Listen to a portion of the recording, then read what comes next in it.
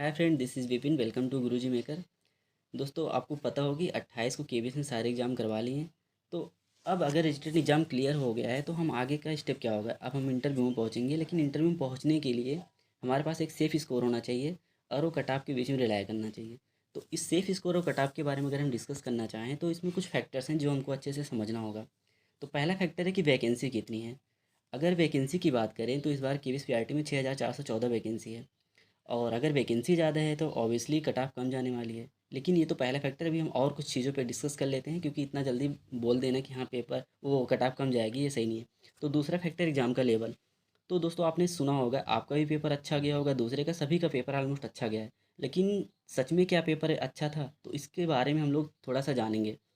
अगर हम बात करें करंट अफेयर की, तो आपको अच्छे से पता होगा 10 में शायद ही 2-3 क्वेश्चन किसी के कॉन्फिडेंस के साथ सही होगा।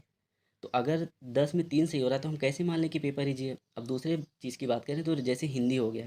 हिंदी बहुत आसान थी, नो डाउट। लेकिन रिमझिम से 5-6 क्वेश्चन जो आ रहे थे, शायद उसमें से कोई 2-3 सही कर पा रहा था। उसके पीछे रीज़न भी था।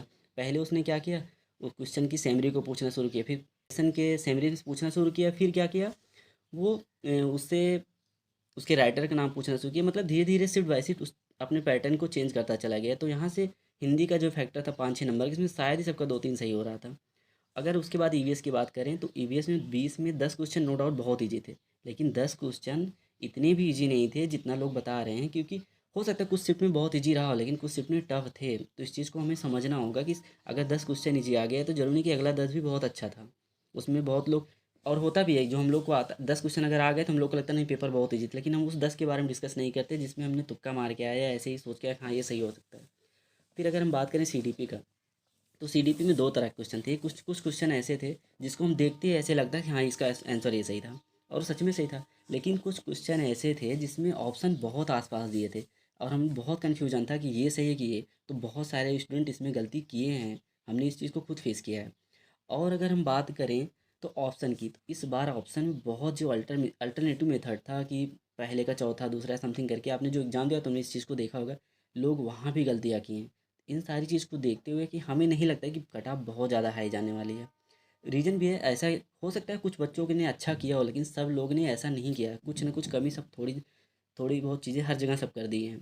तो ये तो एग्ज़ाम लेवल की बात हो गई। अगर हम बात करें नॉर्मलाइजेशन की, तो भाई नॉर्मलाइजेशन किसी को नहीं पता कैसे होने वाला है, क्योंकि नॉर्मलाइजेशन और मैच का डको लुईस नियम आज तक किसी को समझ में ही नहीं आया।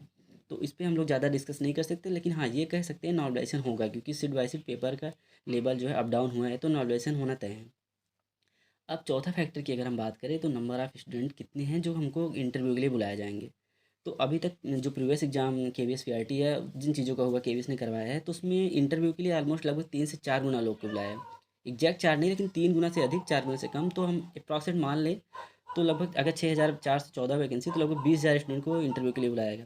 अगर 20,000 बच्चे इंटरव्यू के लिए बुला रहे हैं तो ऑब्वियसली हम लोग का जो कट ऑफ है वो कम जाने वाला है।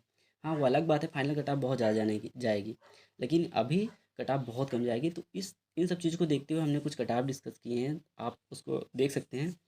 अगर कोई बंदा जनरल कैंडिडेट में बिलोंग करता है, अगर उसके 125-130 मार्क्स हैं, तो अभी से वो अपना शुरू कर सकता है तैयारी इंटरव्यू की। ऐसा इसलिए क्योंकि इंटरव्यू की तैयारी अगर अभी हम नहीं शुरू करेंगे तो जब फाइनल एग्ज़ाम आएगा, फाइनल रिजल्ट आएगा हमारा, तो उसमें हमको बहुत कम टाइम मिलेगा इंटरव्यू के लिए प्रिपेयर होने के लिए। तो अभी से अपनी तैयारी स्टार्ट कर दें।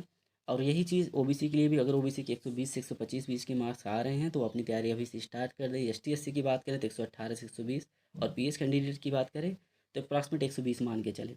अब हम कुछ उन स्टूडेंट की बात करेंगे जिनका नंबर 105 110 या समथिंग करके है। तो उनके लिए भी अगर होप अभी ख़त्म नहीं हुई, क्योंकि नॉर्मलाइजेशन हो सकता है उनके नाम नंबर इन जो क्राइटेरिया इसके बीच में आ जाए, तो वो लोग भी उम्मीद बना के रखें। लेकिन ये है, जिसका नंबर इसके बीच या 120 के आसपास है, वो अपनी तैयारी इंटरव्यू की अभी से स्टार्ट कर दें। तो थैंक यू दोस्तों, बने रहिए हमारे साथ ऐसे बहुत ही ढेर सारे इन्फॉर्मेटिव वीडियो के लिए। Thank you.